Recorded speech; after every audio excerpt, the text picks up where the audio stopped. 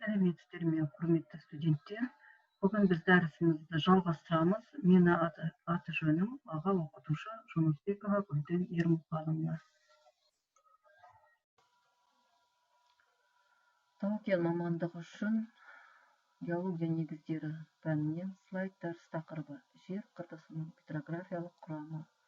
Қарағанды техникалық университетінің геология кафедрасының аға оқытушысы Жұмысбекова Гүлден Ермұхановна.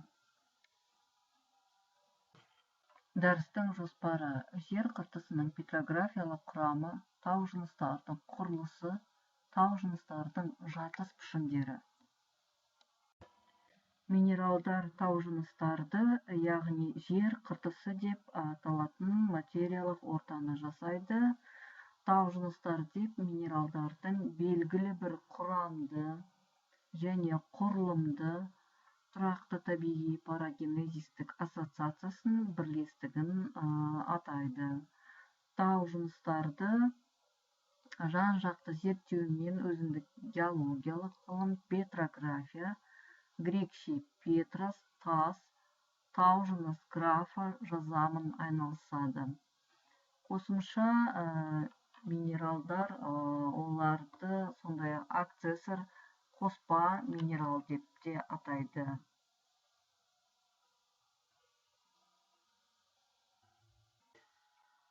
Адамның практикалық әрекеті нәтижесінде алынған жасанды агрегаттардың барлығы цемент, қош, керамика, тау жыныстарға жатпайды. Кейбір қазіргі шөгінділерді мысалы өзен арналары мен теңіз жағаларындағы ұйық тау жыныстар деп есептеуге болмайды. Өйткені олардың қалыптасуы әлі соңына дейін жетпеген әрі қазірде жүріп жатқан геологиялық процестер өнімі. Тау жыныстары жаралуға келетін геологиялық процестерді петрогенез процестері деп те атайды. Бұл процестерге негізінен мына үшеуі жатады. Біріншіден, жер қойнауынан келетін табиғи силикат балқымының магма немесе лава кристалдануы. Бұл процесс магматизм деп атайды. Екіншіден, бұрын пайда болған тау жыныстардың жер беті жағдайында қирауы, моруы, қираған өнімнің түрлі сушаралар мен құрлық бетінде түзілуі, шөгінді жиналу немесе седиментация деп атайды. Үшіншіден, кез келген текті тау жыныстардың физикалық, химиялық жағдайлардың өзгеруі нәтижесінде, яғни температура және қысымының көтерілуінен метаморфизм қайта кристалдануы. Осы негізгі үш тау жыныс жаралу процестеріне сәйкес жер қыртысын құрайтын тау жыныстардың барлығы түйсінше үш магмалық шөгінді және метаморфтық генетикалық типтерге бөлінеді.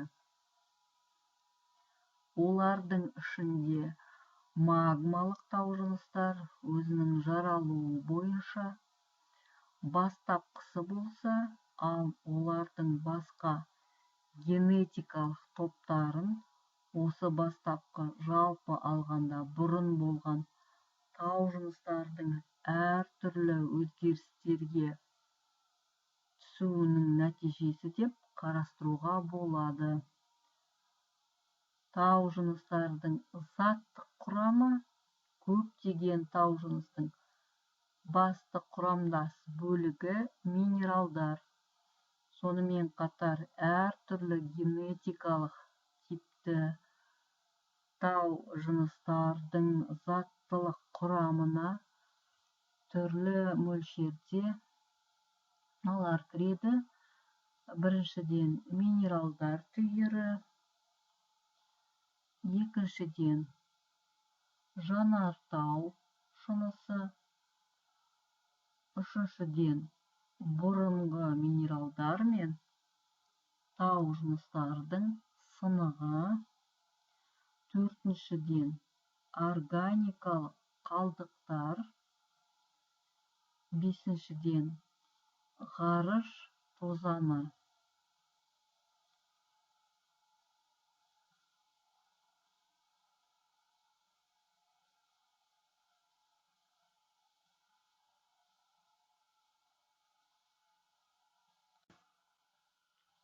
Тау жыныстарды құрайтын минералдар тау жыныс жасаушы минералдар.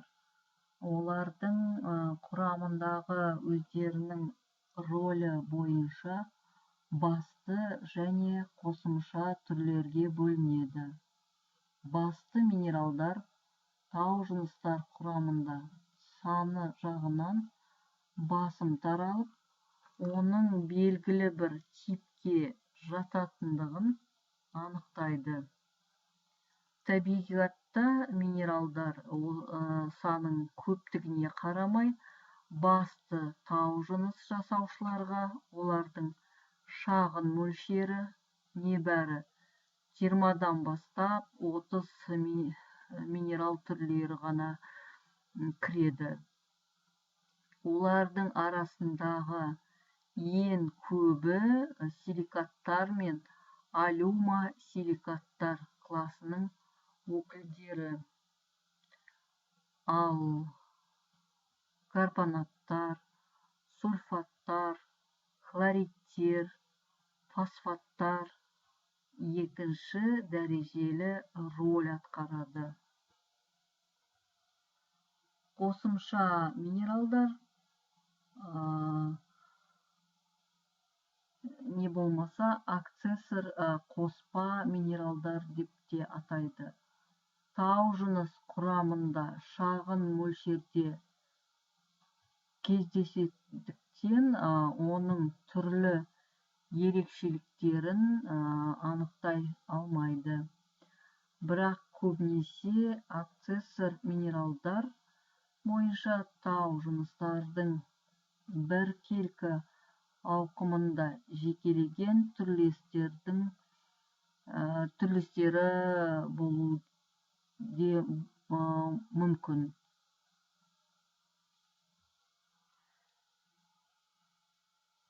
Мәселен, құрамында биотиппен қатар мысалы мускавит та бар. Гранитті, қос людалы гранит, ал құрамында аксессор минерал ретінде циркон кіретін гранитті цирконды гранит деп атайды. Көптеген тау жыныстардың құрамына аксессор ретінде руда минерал, хромит, магнетит, ильменит кіреді. Бұл минералдардың мөлшері біршама жеткенде олар кен ретінде қызығушылық туындатуы мүмкін.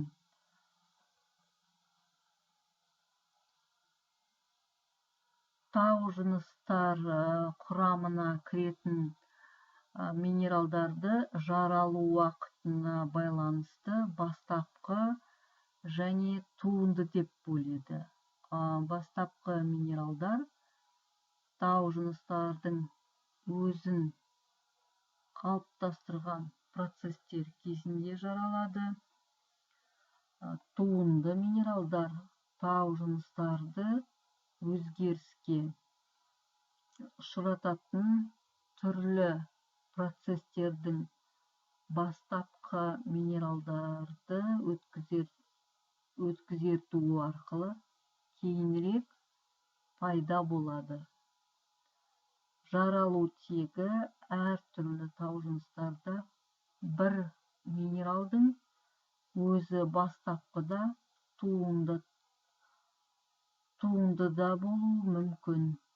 Мысалы, карбонаттар, Магмалық тау жыныстарда көбінесе туынды минералдарға жатса, ал шөгінді тау жыныстарда олар әктас және доломиттің қалың қатқабаттарын құрайтын бастапқы минералдар.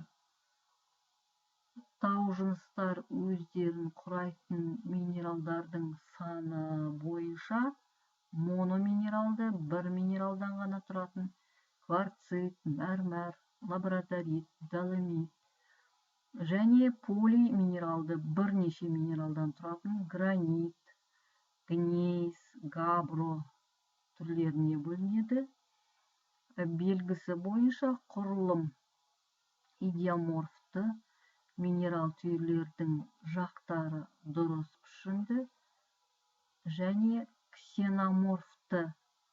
Ксена деген латынша бөтен деген мағынаны береді. Яғни минерал түйірлері бұрыс кейіпті, олардың пішіні көршілес кристалдар пішінінен анықталады. Ксеноморфты болып табылады.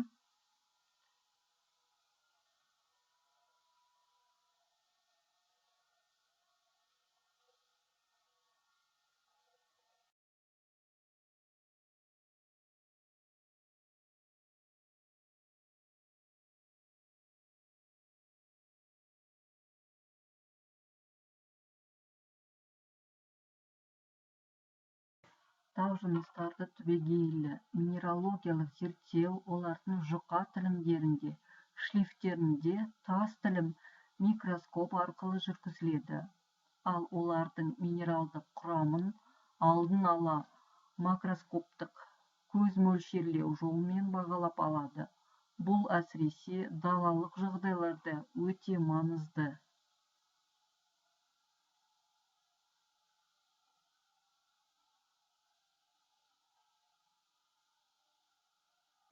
Тау жыныстардың минералдық құрамы мен олардың химиялық құрамы тығыз байланысты. Ол химиялық талдау әдістері бойынша зерттеледі. Талдау нәтижелерін тау жыныстар құрамына кіретін негізгі химиялық элементтер оксидтерінің мөлшерін процентпен өрнектеу арқылы көрсетеді. Силициум О2, алюминиум 2O3, феррум 2O3, феррум О, тағы да басқа және мына көрсетіп тұрған элементтердің бәрі кіреді. Химизм көрсеткіштерін көбінесе әр типті тау жыныстарды жіктеу үшін пайдаланады.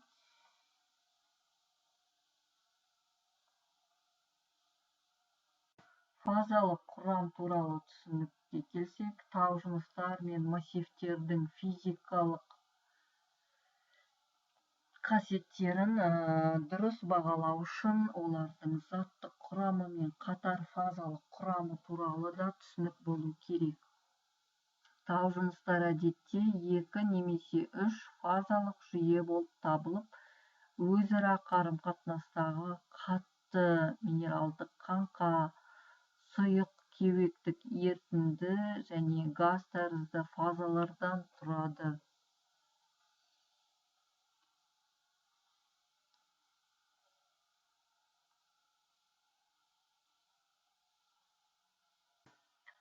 Тау жыныстардың фазалық тепе-теңдігі динамикалық жағдайды. Бұл тепе-теңдіктер кеуектік ылғалдың үздіксіз жылыстауы мен жердің геотермикалық өрісіндегі жылу алмасуы салдарынан ұдайы бұзылады. Фазалық тепе-теңдіктердің динамикалық сипаты тау жыныстардың күйі мен қасиеттерін өзгертетін механизм ролін атқаруы мүмкін.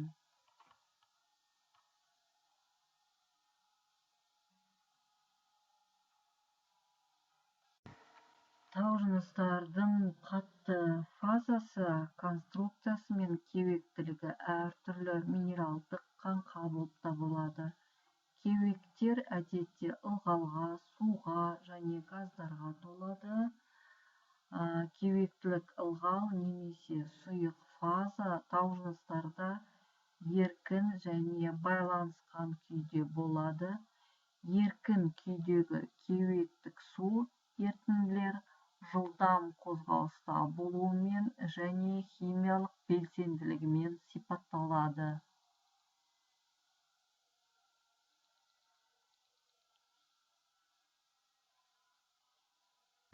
Берік байланысқан, адсорбцияланған немесе гигроскоптық су минералдық бөлшектер бетінде қуатты тартылыс күші әсері арқылы ұсталады. Байланысқан су тау жыныстарда осмостық қысым әсерімен ғана қозғалысқа келе алады. Газды фаза негізінен адсорбцияланған ерітінді және еркін күйде болады. Газдардың бір бөлігі кеуектік ылғалда еріген күйде кездеседі. Газдар негізінен оттектен, көмір қышқыл газынан, азоттан да басқа да тұрады. Еркін газдар тау жыныстың суға толмаған кеуек кеңістігін толтырып, газды фазаның негізгі массасын құрайды. Сұйық және газды фазалар тау жыныстардың кеуектілігіне байланысты. Олардың 1-ден бастап 5%-ға тең, 40-тан бастап 50%-ға дейінгі көлемін алады.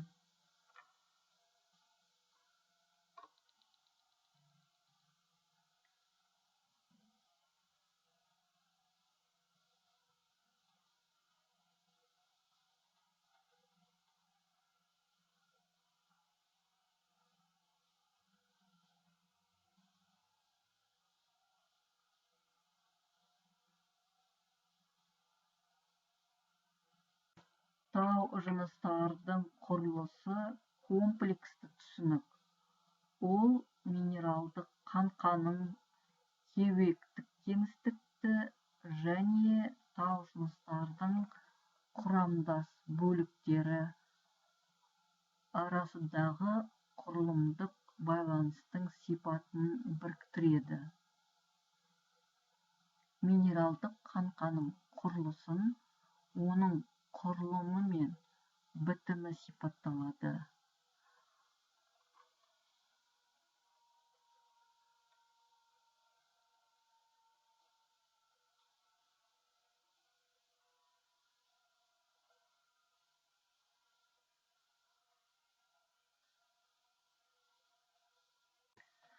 Құрылым тау жыныс белгілерінің жиынтығын сипаттайтын түсінік.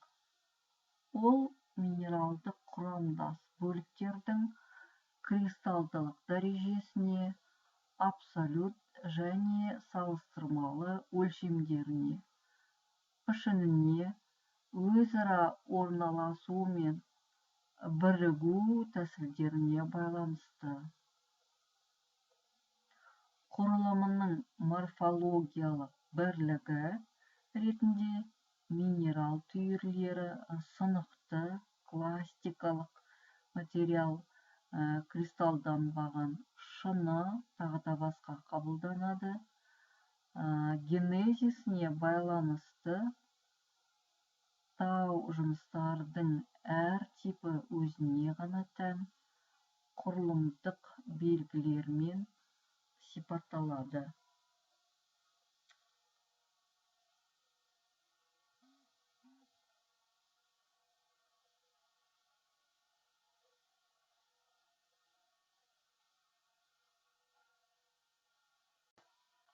Кристалдық дәрежесі бойынша толық кристалды және жартылай кристалды магмалық таужыныстарда құрылымдар бөлінеді. Түйірлердің салыстырма өлшеміне қарай құрылымдар біркелкі кристалды таужынысты құрайтын түйірлер шамамен бірдей өлшемді және әркелкі кристалды болады. Минералдық түйірлердің абсолют өлшемі бойынша ірі түйірлі 5 мм асады, орташа түйірлі 1-ден бастап 5 мм-ге дейін және майда түйірлі 1 мм-ден кіші құрылымдар бөлінеді. Түйірлердің өлшемі 0,1 мм-ден аз болғанда жасырын кристалды, криптокристалды құрылымды деп бөледі.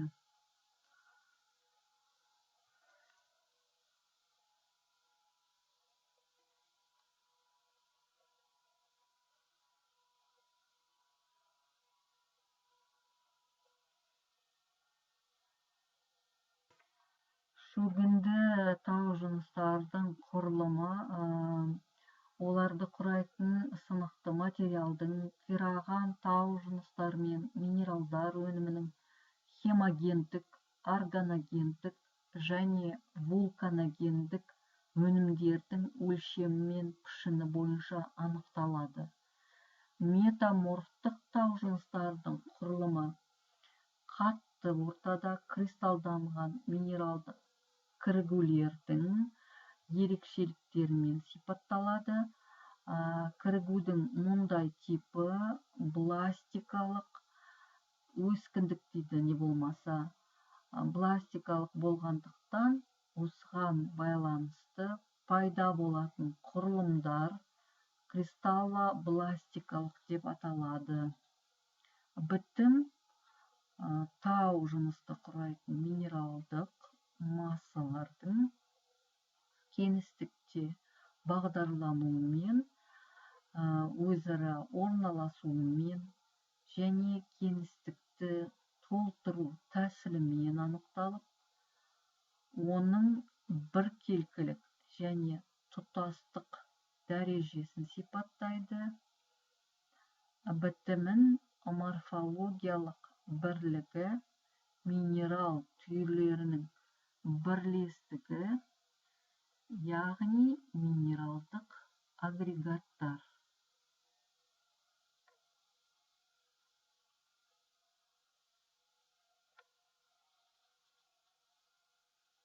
Минералдық агрегаттардың орналасу сипатына, олардың таралуының біркелкілік дәрежесіне қарай бітімнің біркелкі және әркелкі түрлері бөлінеді. Әркелкі бітімдері қабатталық, тақтатастылық, жолақ, желшікті, тандақ деп бөледі. Таужыныстар ауқымында минерал түйірлерінің орналасу тығыздығына байланысты шомбал, тығыз, кеуек, тесік және тағы басқа бітімдерді қарастырады. Сандық тұрғыдан бітімнің бұл көрсеткіші тау жыныстың кеуектік шамасы мен кеуектік коэффициенттерімен және тығыздығымен сипатталады.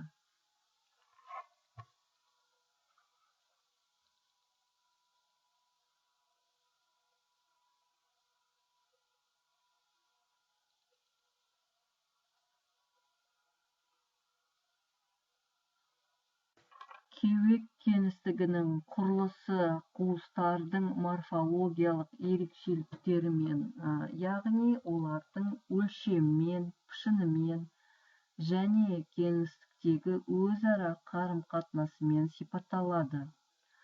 Жаралған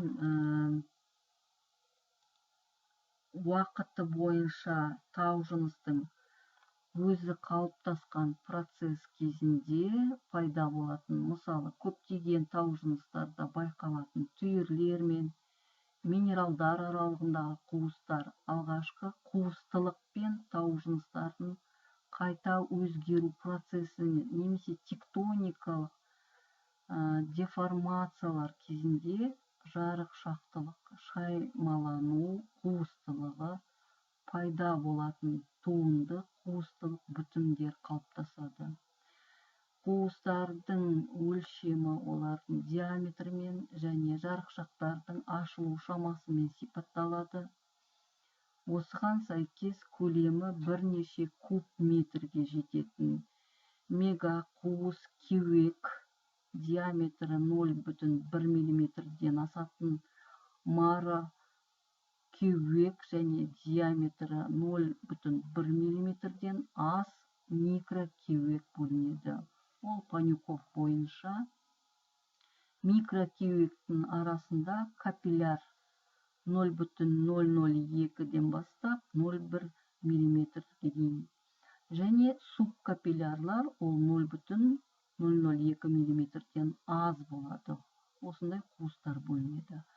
Жарықшақтардың ашылу дәрежесі бойынша аз капилляр ашылу мөлшері 0,25 мм-ден асады, капилляр 0,001 және 0,25 мм-ге дейін және субкапиллярлар 0,001 мм-ден кіші жарықшық түрлерін бөледі.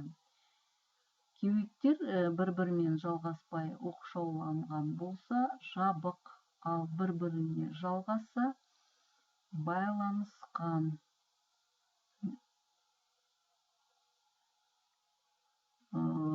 болса ашық дейді. Тау жыныстағы қуыстар әркелкі немесе біркелкі болуы мүмкін. Тау жыныстың қуыстылығы уақыт ағымында артуы, азаюы немесе өзгеріссіз сақталуы мүмкіндік. Сондықтан тау жыныстың физикалық қасиеттерін бағалау үшін петрографиялық сипаттау кезінде олардың қуыстылығының уақыт ағымдағы өзгергіштігін зерттеу қажет. Ал енді тау жыныстардың жатыс пішініне келсек, бұл тау жыныстардың әдетте табиғи жатыс жағдайларында далада зерттелетін маңызды сипаттамасы оларды жатыс пішіндері. Тау жыныстың жатыс пішіндері деп оның жер қыртысында жасайтын геологиялық денелерінің пішінін айтады. Тау жыныс жатысының пішіндерін білу маңызды теориялық және практикалық мәнге ие.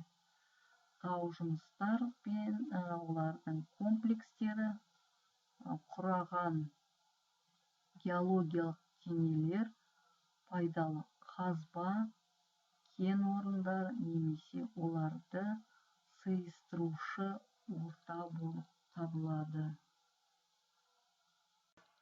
Әрбір нақты бөлшектегі жатыс пішіндерінің жиынтығы тау жыныс массивінің геологиялық құрылысын, оның қасиеттерін, кеңістіктегі көрсеткіштерін, гидрогеологиялық және инженерлік геологиялық жағдайларын анықтайды. Жер қыртысында тау жыныстар, минералдар сияқты геологиялық формациялар деп аталатын бір-бірімен тығыз байланысты бірлестіктер жасайды.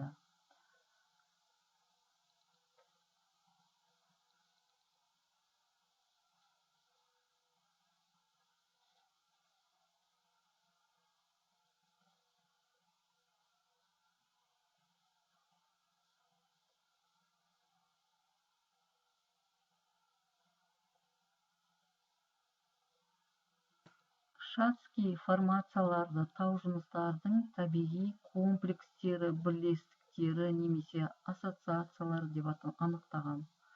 Олардың жекелеген бөліктері жағысы бойынша да, кеңістіктегі қарым-қатынасы бойынша да тығыз парагенезистік байланыста. формациялар таужыныстардың жаралу тегіне байланысты магмалық, шөгінді, метаморфтық. Жаңа магмалық таужыныстарды қарастырып кеттік, интрузивтік, диффузивтік таужыныстар дейді. Мына сурет бейнесінде шөгінді таужыныстар, то есть мына кестеде шөгінді таужыныстарды көріп тұрсыздар, органикалық. Олар түзіледі өсімдік қалдығынан, мысалы көмір алынады, жануар қалдығынан әктас пайда болады. Олардың петрографиялық құрамына галогендік, карбонат, терригендік, жер қыртысының әртүрлі құрылымдық элементтеріне геосинклинальдік, платформалық орналасуына қарай, сондай-ақ басқа кейбір белгілері бойынша бөлінуі мүмкін. Мына жерде әктас, көмір көрсетілген. Шөгінді таужыныстарын бөлек қарастырып кетсек, мына жерде ақтас таужынысы, құмтас таужынысы, тас тұзы көрсетілген, және де ас тұзы.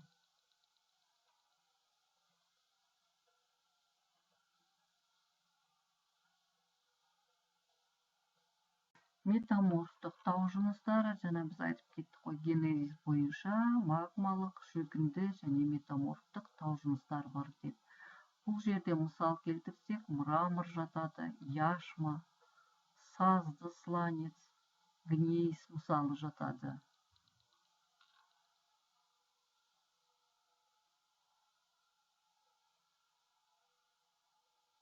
Көбінесе таужыныстар мен минералдарды қолдану салалары ол құрылыс болып келеді және өнеркәсіпте көп қолданады. Сұрақтарына келсек, таужыныс жасаушы минералдар дегеніміз не? Жауап бересіздер. Кен түзуші минерал дегені не? Таужыныстар олардың генетикалық жіктелімі, жаңа құрылым, бітімі, құрылысы деп өтіп кеттік.